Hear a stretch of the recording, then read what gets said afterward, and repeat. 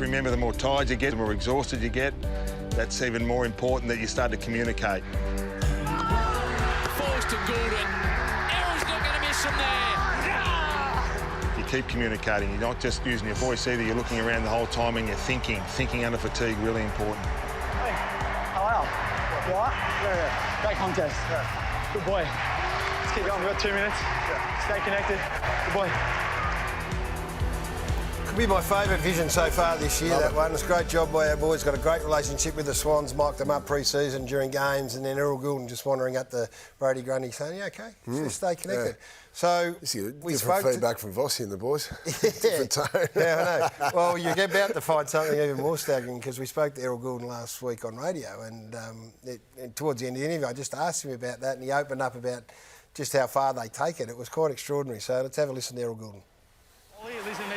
Yeah, it's just something we've worked on massively is staying connected and, you know, just talking about how we're feeling out there. It's, you know, obviously in games, everyone can kind of, you know, go through phases throughout the game where you're not feeling as connected with the group or, you know, you're struggling to get the ball or impact the game in specific ways. And we've just been really big on talking to each other and, you know, not being afraid to say, look, I'm struggling here or can you get me involved in the game? And or you know, if you're going well, it's no, I'm going well, you know, like get me in the centre bounce and stuff like that. So, yeah, we've kind of taken away what can be a bit of a taboo topic and, you know, kind of connotations as if I'm really struggling to get me involved as if, you know, being selfish and stuff like that. But we just want to make sure that we're all staying together as a group and talking about how we're feeling and if someone's in a bit of a slug during the game and get each other out of it. Yeah, that's good. That's good. How you going? Where you going? How you going? You good? Yeah, good. Keep talking to each other. Yeah. Right? I just loved it. I was listening to it going, straight away your mind's going, and he talked about the taboo, it's a taboo topic in as much as we've all done it. We've all had games where we just cannot get near it. Like, and I bet you none of us walked up to a teammate and said, listen, I'm struggling here. I can't get in. I feel like I'm not connected. I feel like I can't get in the game. Can you get me a kick? Is effectively what, not effectively, that's what he's saying. He's had players that, you know, they come up and go, look, I'm not involved. Can I get into a centre bounce or whatever? I mean, that's taking the connection process. Emma Murray's up there, who's had great success at Richmond, of course, and he talked about her influence. So you take it back to your days, and prior to us, you know, to go to a teammate and say, I'm not getting a kick. No. Can you help me out? Well, it's a recent trend, isn't it? We saw it in 2022 grand final when Paddy Dangerfield spoke about Jezza Cameron came up to me in three-quarter time and said, give me a goal, give me a goal. Well, that was a bit... And he got the kick. That far in front, that one was a little bit different. Yeah, that's right. But yeah, you're right, it wouldn't happen. It wouldn't happen the other day. Good. Yeah, Crazy good. But it actually puts trust. It's just building trust with each other and a deeper connection and understanding of each other and care for one another. It's, you know, we talk about it in the locker room, we talk it in the club environment. It's just taken it to another level. It's got to make things better. The language and, like, I'd imagine the old, the Mark McClure, who's a great friend of ours, all listening to that with Wayne Johnson and Jimmy Buckley, and the vulnerability, and you're right, the confidence to go up and say, I need a kick. That's almost 50 years ago now. That's how long ago it is. It's great. So it changes quickly. And this is a modern evolution. I mean, Emma was with us in 2016 before going to Richmond in 17 and having that run, and now she's up in Sydney. I think she does great work. It just started to change slightly. When Lee came on at Brisbane, we had a psychologist, Phil Jauncey, who worked closely with the team with Lee. And we used to have things called flags. We all knew about each other when a bloke was struggling. So Lukey Powell might have looked at his toes when he was struggling. Right. He'd say, Lukey, head up, mate. So probably delivered a little bit stronger than what an Errol Gulden does, but it's probably just the evolution of it. And it demands one of the great qualities of leadership, and that is the ability to observe, which is underrated across the board. Bring your eyes up. So too much you're into worrying about yourself. Well, open your eyes and have a look around, and then you'll invest in someone else, and then you'll feel better as a part of it.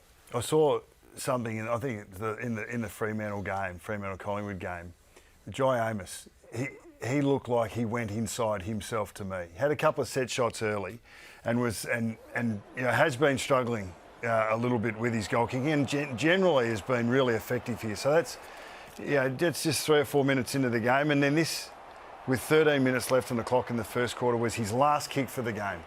And he had a handball in the second quarter, he had a handball in the last quarter, but I actually felt like his work rate dropped significantly. Felt like he didn't actually move towards the ball or put himself in a position to win the ball as often. He was just a couple of steps behind. It looked to me, this is the last play with Sharp, who probably wasn't going to handball it anyway. Now, he sort of does move, but I've seen him really demand the ball. I've seen him really want it. And he's a young player, and there'll be real good coaching opportunities out of that vision. But he defeated himself on Friday night. Well, I would get the last behind the goals vision of his captain in that last 10 minutes when Alex Pearce went forward and threw himself into every contest. That's what you want to do as a key forward in a late game scenario. Brady Myercheck on Friday. Brady Myercheck as well. But that's exactly what we were just talking about from Sydney. I know we're not comparing Sydney to Freo's thing. And we're not saying it didn't happen. No, correct. But if you were taking Errol Gulden and that was happening to a Sydney forward, say it's a Marty or McLean, you're just checking, like, how you going? How you going? Like, you could see the glazed look. He wasn't there. Yeah. So you've got to be able to connect first and foremost and then try and draw the player out of himself and then focus him on something that's achievable in the next short period. So it'd be really interesting to know, just for our own curiosity's sake, if a Caleb Sarong did identify that and was able to go to him and say, hey, you connected? You're still with us? Do you want? We'll give you a hand here. And we'd like to think we could self-regulate. But that comes with experience, and it comes with going through the ringer and making a blue and getting caught in those situations and not being able to get out of it. And with football, so coverage of footy is so accessible these days. There's no reason not to know what's going on around. And I know some players don't watch footy, and that's fair enough. We're each to their own. I was really interested to hear Jordan Dawson talk after the game. So Jordan Dawson's gone from a half-back flanker to a midfielder. Now he's you watch the reference here to Heaney and a couple of other people who says, well, hey, I know Isaac Heaney. I can be more like him. Have a listen to him post-game. Got to add a few strings to my bow as well, get a bit deeper forward and test them out as well. So I do enjoy it. It's always good to get back in the mid, but a few of my old teammates like Isaac Heaney and those guys, Chad Warner, they're guys that I look up to and want to kind of play like. So I love how they've been able to hit the scoreboard. So for me, I want to try and do that as a mid and put a bit of pressure on the opposition when I go forward. Training with those guys for many years it was always impressive to see the way they go about it. So it's no surprise they're dominating week in, week out, just the way they go about it. So definitely their kind of forward craft along with their mid stuff is really impressive, and it's what I want to add to my game as well. I love that competitive instinct too of players. The really good players, the great players, always want to test themselves against others, and I love that Jordan Dawson's now saying, hey, get me into that category. Yeah. So it's a good sign.